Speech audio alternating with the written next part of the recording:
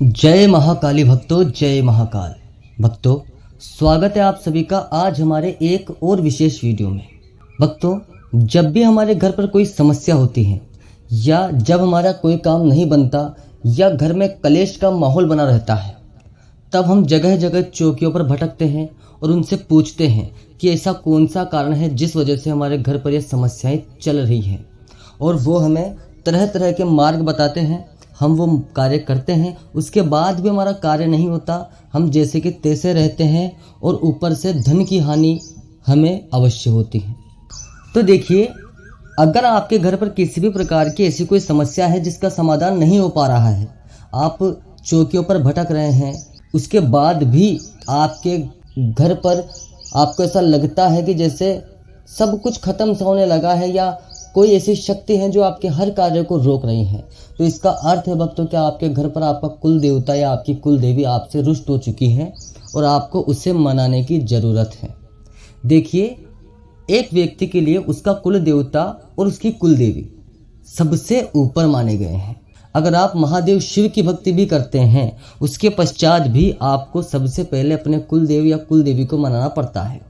देखिए, इस बात को आप एक उदाहरण से समझिए कि अगर आप अपने घर पर हैं, आप अपने घर के मुख्य व्यक्ति हैं और बाहर चाहे कितना ही शक्तिशाली व्यक्ति आपके घर पर आए, लेकिन अगर आप उसे मना कर देंगे कि नहीं, तू मेरे घर पर नहीं आएगा, तो वह व्यक्ति कदापि आपके घर पर कदम नहीं रख सकता। चाहे वह कितना भी शक्तिशाली हो, कितना भी धनहीन हो, कैसा भी व्यक्ति हो, लेकिन आपकी मर्जी के बिना वो व्यक्ति कभी भी आपके घर पर नहीं आ सकता या आपके किसी भी घर के कार्य में टांग नहीं अड़ा सकता। इसी प्रकार हम जब इस बात को हम देवी देवताओं में देखते हैं, तो आपके कुल देव या कुल देवी कौन होते हैं? आपके वो पुरखे जिनसे ही आपका वंश चला है। और जब आपके पुरखे ही आपसे संतुष्ट नहीं हैं, तो वह कैसे दूसरे व्यक्तियों को अर्थात दूसरे देवी देवताओं को आपका कार्य करने देंगे? इसलिए सबसे पहले आपको अपने पूर्वजों को, आपके कुल देवता को, आपकी कुल देवी को मनाना पड़ेगा, उन्हें संतुष्ट करना पड़ेगा। अब देखिए, इसमें एक समस्या ये भी आती है कि बहुत सारे व्यक्तियों को ये भी नहीं पता कि हमारी कुल देवी या हमारा कुल देवता कौन है। तो आज इस वीडियो में हम दोनों विषय पर आपको संपूर्ण जानकारी देने वाले हैं। सबसे पहले तो ये कि अगर आपको नहीं पता है कि आपके घर के कुल देवता या कुल देवी कौन है, तो आप कैसे पता करेंगे? किस प्रकार आपको पता चलेगा कि हमारे कुलदेव या कुलदेवी कौन है? उसके बाद दूसरा जो कार्य है वो हम आपको बताएंगे कि जैसे आपको अपने कुलदेव या कुलदेवी का पता चलेगा, तो आप उन्हें कैसे प्रसन्न करेंगे, कैसे उन्हें संतुष्ट करेंगे। तो चलिए भक्तों, वीडियो को शुरू करते हैं। तो सबसे पहले तो देखिए, कुलदेव या कुलदेवी का पता करने का सबसे जो साधारण उपाय है या बिल्कुल सटीक रास्ता है, वो तो यही है कि आपके घर पर जो आपके बड़े बूढ़े हैं, जो भी जीवित हैं लेकिन जिनकी अधिक अवस्था हो चुके हैं, तो आप उनसे इस विषय पर जानकारी प्राप्त कर सकते हैं। क्योंकि लगभग सभी हमारे जो वृद्ध व्यक्ति हैं, जो बुजुर्ग हैं हमारे परिवार के, घरों के, उनको पता होता है कि कुलदेव या कुलदेवी कौन है। लेकिन कई बार ऐसा देखा गया है कि जब हम किसी क्षेत्र पर रहते हैं और जब हम उस क्षेत्र को छोड़ देते हैं, तो हमारे कुलदेव और कुलदेवी वहीं पर रह जाते हैं। और जैसे ही हमारी 4 या 5 पीढ़ियाँ खत्म होती हैं, उसके बाद हमें पता नहीं चलता कि कुल देवता कौन थे, कुल देवी कौन थी। तो उसका भी उपाय है, एक छोटी सी क्रिया मैं आपको बताता हूँ।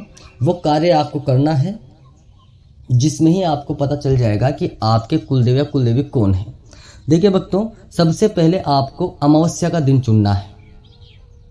अमावस्या के दिन आपको सुबह उठना है, आपका जो दैनिक कार्य है वो करना है, नहाना है और स्वच्छ मन से, साफ सुथरे मन से आपको अच्छे कपड़े, साफ सुथरे कपड़े पहनकर घर के मंदिर में जाना है। और आपको वहां पर एक आसन बिछाना है जिसके ऊपर आपको एक लाल कपड़ा रख देना है। अगर आपको कुल देवी का पता करना है तो आप लाल कपड़ा रखें, और अगर कुल देवता का पता करना है तो सफ़ेद कपड़ा रखें। और दोनों का पता करना है आपको दोनों के विषय में जानकारी नहीं है, तो आप पहले सफ़ेद कपड़ा रखें और उसके ऊपर लाल कपड़ा रखें। उसके बाद में आप उस पर थोड़े से चावल रखें और एक साबुत सुपारी आप उसके ऊपर रखें। उसके पश्चात एक साफ सुथरा जल का लोटा आपको भरकर उस पर रखना है और अपने कुल देवता से, कुल देवी से स्वच्छ मन से बैठकर प्रार्थना करनी है कि हे मेरे कुलदेव, हे मेरी कुलदेवी, मुझे आपके विषय में पता नहीं है कि आप कौन हैं। कृपया मुझे मेरा मार्गदर्शन करें, मुझे बताएं कि आप कौन हैं और मैं किस प्रकार आपको पा सकता हूं, किस प्रकार मैं पता कर सकता हूं कि आप कहां पर स्थापित हैं, ताकि मैं भविष्य में आपके पूजा पाठ कर सकूं और आपकी कृपा प्राप्त कर सकूं। और मेरे जो पुरखों से आपकी कोई भी अगर गलती हुई है, भूल हुई है, तो उसके लिए मैं क्षमा प्रार्थी हूँ। आप देवी हैं, देवता हैं, मेरी गलती क्षमा करें और मेरा मार्गदर्शन करें। तो देखिए, सबसे पहले ये कार्य आपको करना है। उसके पश्चात आप ये समझ लीजिए एक क्षण के लिए कि वो जो सुपारी का दाना है, वो जो आपने स्थान बनाया है, वही आपका देवी और देवता है, वही आपके कुल देवी हैं, वही आपका कुल देवता है। अब आपको दैनिक रूप से सुबह उठकर एक घी का दीपक, या अगर दोनों का पता करना है तो 2 घी के दीपक दैनिक रूप से सुबह आपको वहां पर करने पड़ेंगे। ये कार्य आपको अमावस से लेकर अमावस तक करना है, अर्थात 1 महीने का ये कार्य होगा। और इस कार्य को करते समय आपको नशे पत्ते से बिल्कुल दूर रहना है। घर में किसी भी प्रकार की कोई भी तामसिक चीज नहीं लानी है। साफ सफाई का पूर्ण रूप से ध्यान देना है।